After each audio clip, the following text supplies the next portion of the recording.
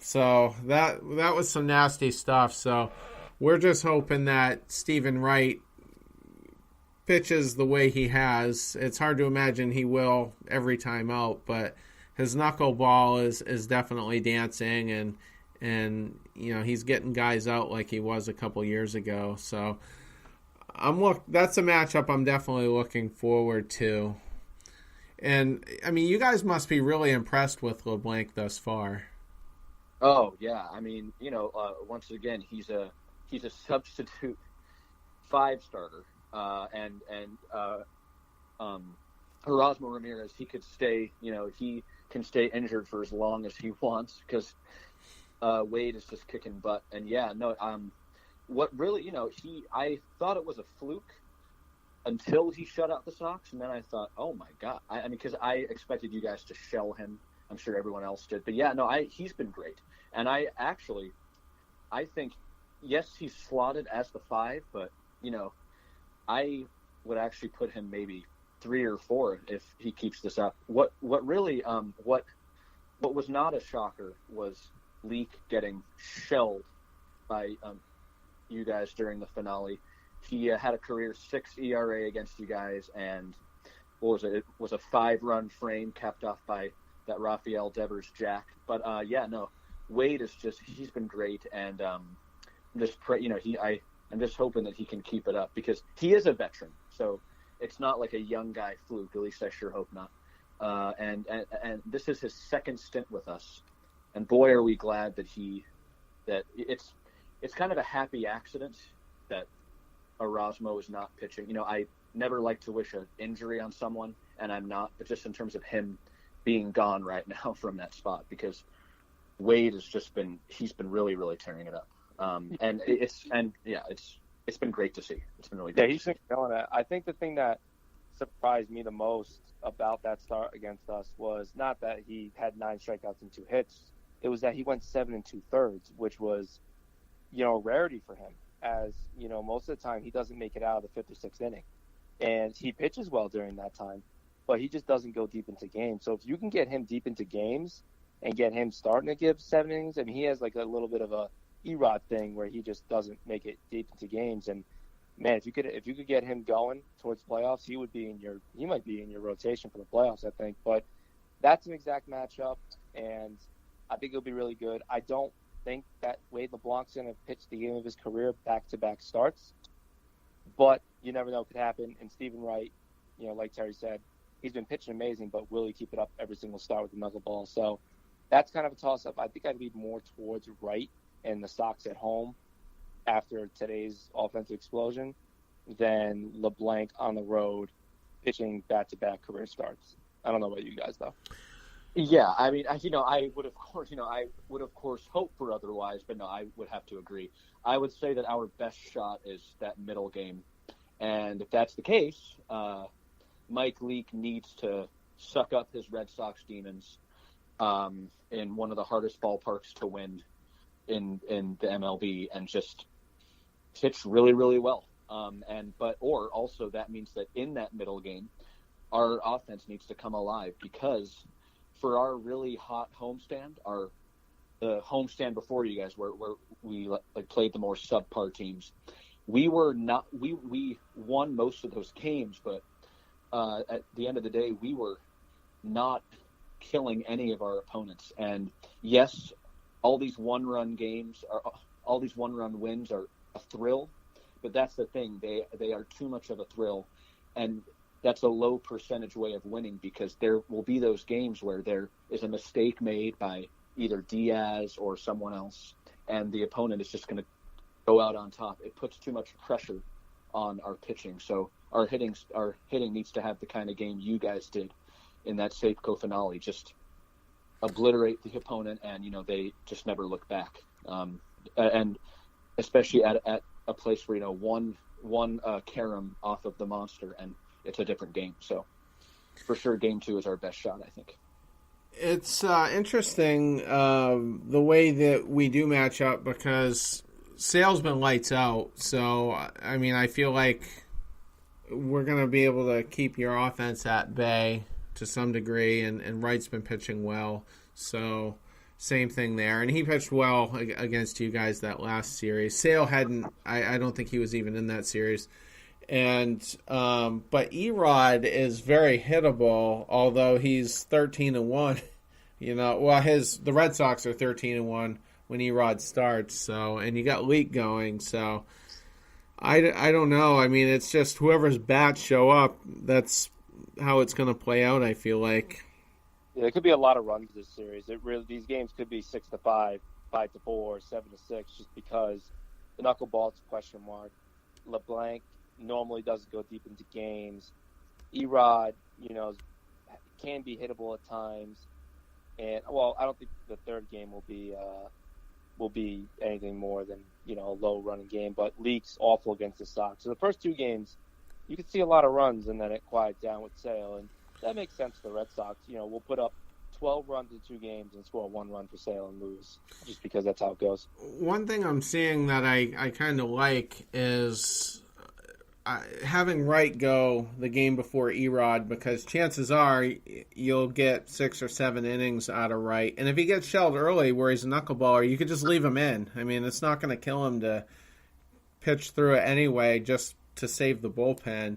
So I kind of like that, because Erod typically struggles to get out of the 5th.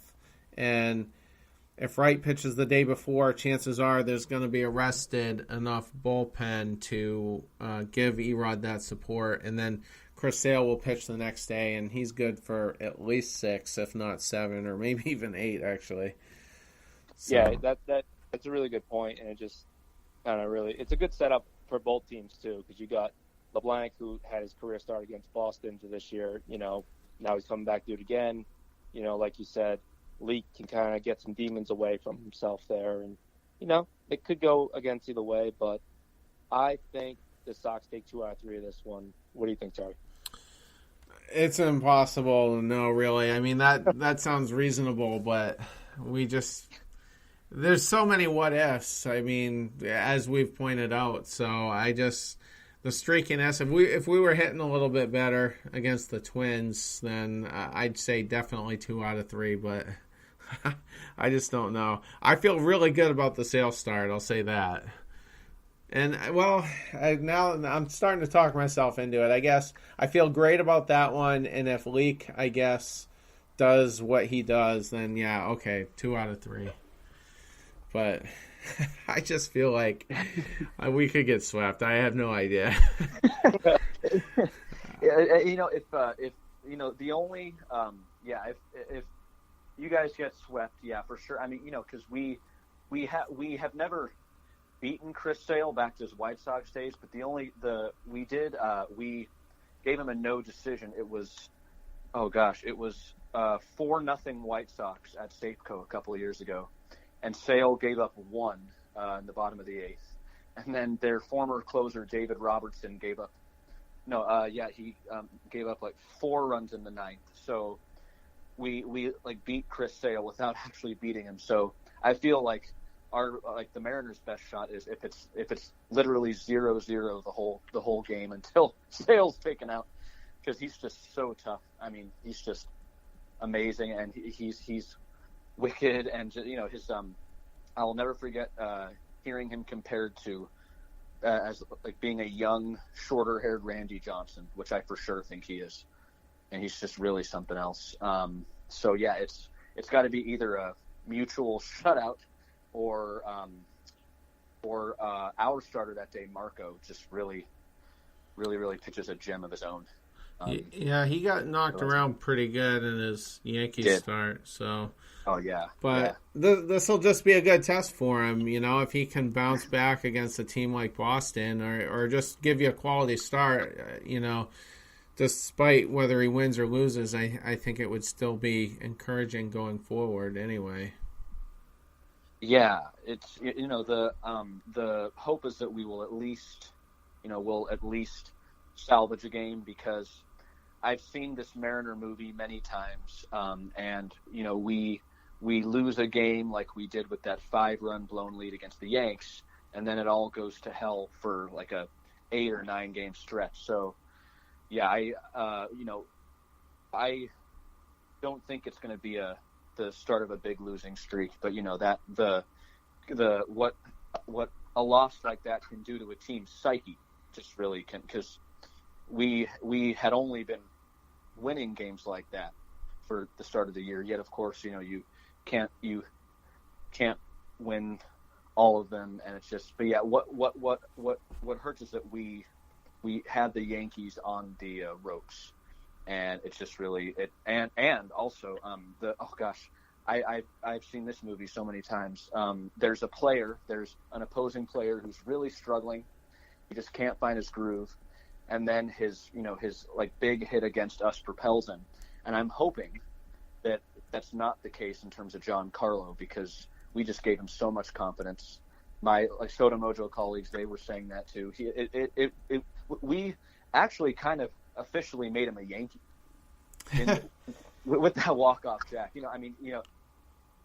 He may really continue to struggle from here on out, but it's just I've seen that movie so many times. So what is going to be super, super resilient is just salvaging a game at Fenway to not put too high expectations on the M's. So yeah, I'm looking for that. Well, all right.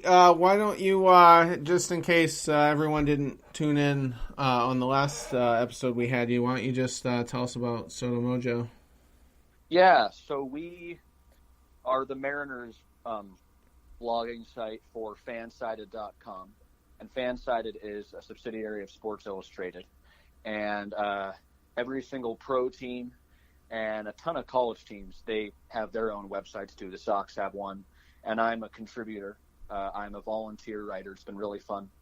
My most recent article was about Kyle Seager's struggles, which hopefully end. And also, though, on the side, I have my own blog site. It's called joshknowsports.com, Josh, Knows sports.com. I have a Facebook page that is Josh Knows Sports. And as you said, Terry, I have a Twitter handle that is at Josh Maduell. So yeah, it has been really fun. And what is great about Soto Mojo is that you're hearing other Mariners fans' opinions.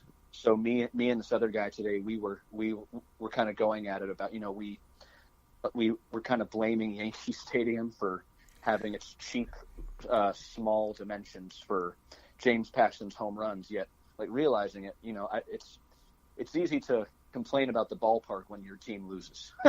So yeah, it's a very conditional, one-sided comment, So, oh yeah. So yeah, but it's been it's really fun. Luckily, we have a lot of lefties in our lineup that can mash, so we're hopefully for us that'll even it out, because we got to play them 20 times a year, half of which are usually there. So. Yeah, well, all right.